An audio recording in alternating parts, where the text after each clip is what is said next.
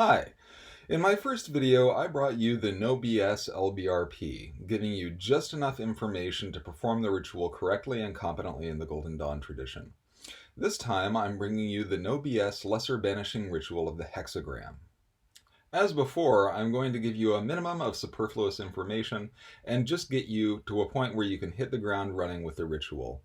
We'll discuss theory in a later video. Now, just as with the LBRP, in the LBRH you're going to start and end with the Kabbalistic cross. Since you should always perform the LBRP prior to performing the LBRH, however, this shouldn't be a problem. Just go from your last Kabbalistic cross of the LBRP straight into drawing the hexagrams in the LBRH. There's no need to perform a second Kabbalistic cross in between. Similarly to the Lesser Banishing Ritual of the Pentagram, you're going to be drawing hexagrams in all four quarters. Now the good news is, this time around you only have one god name to worry about in all four quarters. That name is Ararita. Now the bad news is, you do have to learn 4 separate forms of the hexagram, one for each quarter. No such thing as a free lunch here, I'm afraid. Each hexagram in the Lesser Hexagram rituals is composed of 2 triangles. How those triangles are arranged is different in each quarter. The hexagram in the east is composed of 2 upright triangles. You'll start at the top point of the upper triangle, trace it counterclockwise, and then trace the triangle below it, again starting from the top point and going counterclockwise. The other forms of the hexagram all have 1 upright and 1 downward pointing triangle. Apart from the east, which we've just covered, when it comes to the LBRH, you'll always be starting at the top point of the upright triangle first, and then tracing the downward pointing triangle from its bottom point second. So again, the hexagram of the east is 2 upright triangles. You draw the top one first and the bottom one second, both starting from the top point and going counterclockwise. Next, in the south, you'll trace the familiar form of the regular hexagram, beginning with the upright triangle. Then in the west, the hexagram is a diamond shape. Again, trace it beginning with the upright triangle. Now finally, in the north, the 2 points of the triangles touch each other. Now remember, these are 2 separate triangles, not one linear figure. Even though the upright triangle is on the bottom, you're still going to start with the upright triangle first, and then you'll draw the downward pointing triangle above it second. You're going to need to learn this well, and I would suggest that you trace this on a note card or some other device that you can refer to during ritual. I also suggest that you begin tracing these forms outside of ritual just to get familiar with them. There's no reason that you can't take parts of this out of ritual, practice them in isolation, and then bring them back into your ritual practice. That's the way that you get good at it. Between taking the time to memorize the forms of the hexagram before you begin performing the ritual, and then performing the ritual consistently, you'll have it down in no time. Now, another big difference between the Lesser Banishing Ritual of the Pentagram and that of the hexagram is that the hexagrams are always traced counterclockwise to banish. You will still be proceeding around the circle in a clockwise direction, however, just as in the Lesser Banishing Ritual of the Pentagram. Also, in contrast to the LBRH is simplified a bit in that you don't use the sign of the Enterer and the sign of silence when charging your hexagrams. You simply thrust your finger or implement through the center of the hexagram and vibrate Ararita. What we will spend time talking about, however, is the analysis of the keyword, which at least structurally is complementary to the invocation of the 4 archangels in the Lesser Banishing Ritual of the Pentagram.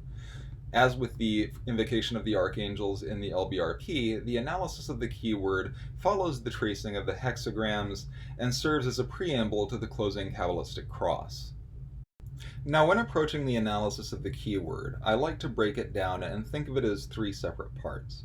In the first, you're going to stand in place facing the east, arms in the sign of a cross, and you are going to say I-N-R-I. Then you are going to trace the Hebrew letters Yod, Nun, Resh, Yod in front of you, and you are going to either say or vibrate Yod, Nun, Resh, Yod as you do it. Whether you say them or vibrate them is a matter of personal preference. Tradition doesn't have anything to say on either one of these, although as with the LBRP and the initial instructions to say rather than vibrate the Kabbalistic cross, as originally written, the Golden Dawn rituals say to say INRI rather than vibrate it. Again, this is completely a matter of personal preference. I vibrate them, you can vibrate them or say them, do what you like. The second part of the analysis of the keyword is fairly straightforward. You're simply going to remain standing in the sign of a cross and say Virgo, Isis, Mighty Mother, Scorpio, Apophis, Destroyer, Sol, Osiris, Slain and Risen. Then, as you begin to say Isis, Apophis, Osiris, you're going to raise your arms up toward the ceiling. You want to have them over your head, palms facing together but not touching. And then as you vibrate I-A-O, you are going to draw your palms downward and to the side, back once again into standing in the form of a cross. Finally, standing once again in the shape of a cross, you're going to say the sign of Osiris slain. Then turn your head to the left, bring your right hand vertical and look down your left arm and say El, the sign of the morning of Isis. Look up toward the ceiling, bring your hands to about a 60-degree angle, making a V, and say V, the sign of Typhon and Apophis. Then you're going to cross your arms over your chest, bring your chin down toward your chest, and say X, the sign of Osiris risen. Make the sign of a cross with your hands again, and say L, making again the sign of El, the morning of Isis, V, X, looks. And then you say the light of the cross, making again the sign of Osiris slain and the sign of Osiris risen as you do so. From there, you are going to proceed into your closing Kabbalistic cross, and the ritual is done. Now that I've walked you through the basics, here's a demonstration of the LBRH from start to finish.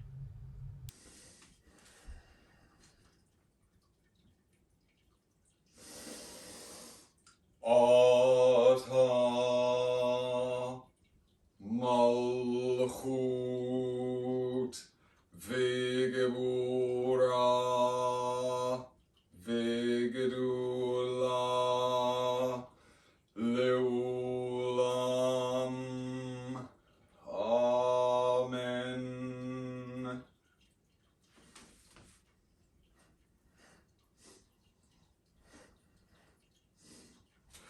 Ararita.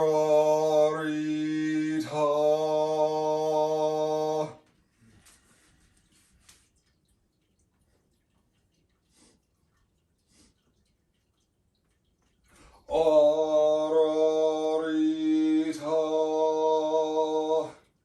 Ararita.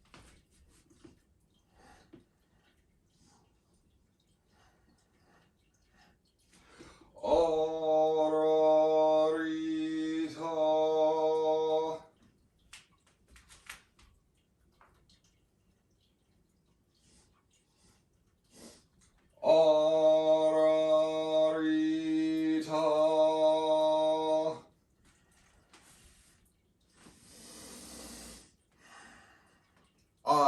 I-N-R-I. Yod Nun Resh Yod. Virgo, Isis, Mighty Mother, Scorpio, Apophis, Destroyer, Sol, Osiris, Slain and Risen, Isis, Apophis, Osiris, Iao.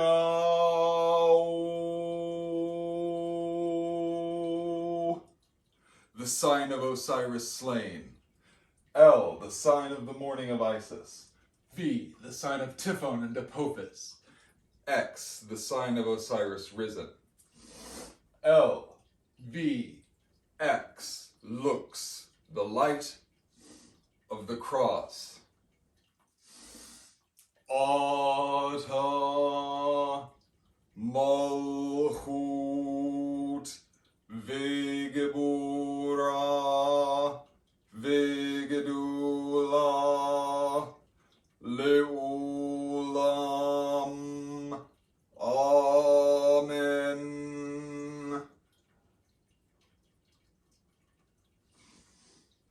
As before, I've tried to introduce you first to the verbal and kinesthetic aspects of ritual. Stay tuned for my next video on LBRH theory. In the meantime, if you have any questions about the practice of the LBRH, please feel free to ask them below, and check out my blog. I'll leave a link to it in the notes. I want to give special thanks to Frater Zygmunt for the animations of the hexagrams used in this video, and thank you for watching. Until next time.